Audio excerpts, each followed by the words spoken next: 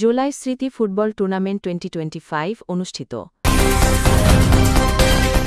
সময়ের জনপ্রিয় digital platform Bengal টিভিতে আপনাদের স্বাগত। শুক্রবার বিকালে ঘোড়াদিয়া হাসপাতাল সংলগ্ন বালুর মাঠে জুলাই স্মৃতি ফুটবল টুর্নামেন্টের আয়োজন করা হয়েছে। বিশিষ্ট শিল্পপতি লুৎফর রহমান মোল্লার সভাপতিত্বে উক্ত খেলায় উদ্বোধক হিসাবে উপস্থিত ছিলেন নরসিংদী মডেল কলেজের প্রতিষ্ঠাতা ও সভাপতি মাহবুবুর রহমান মাসুদ মোল্লা। উক্ত খেলায় প্রধান অতিথি হিসাবে উপস্থিত ছিলেন চিনিশপুর ইউনিয়ন বিএনপির সাবেক সভাপতি ও চিনিশপুর ইউনিয়নের চেয়ারম্যান মেহেদী হাসান তুহিন।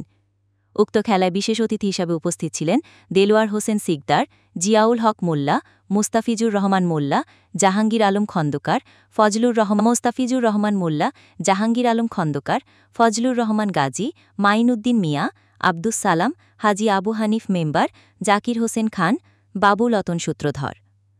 খেলার সার্বিক ব্যবস্থাপনায় ছিলেন মডার্ন হার্বাল গ্রুপের বিশিষ্ট ব্যবসায়ী আলহাজ শাখাওয়াত হোসেন।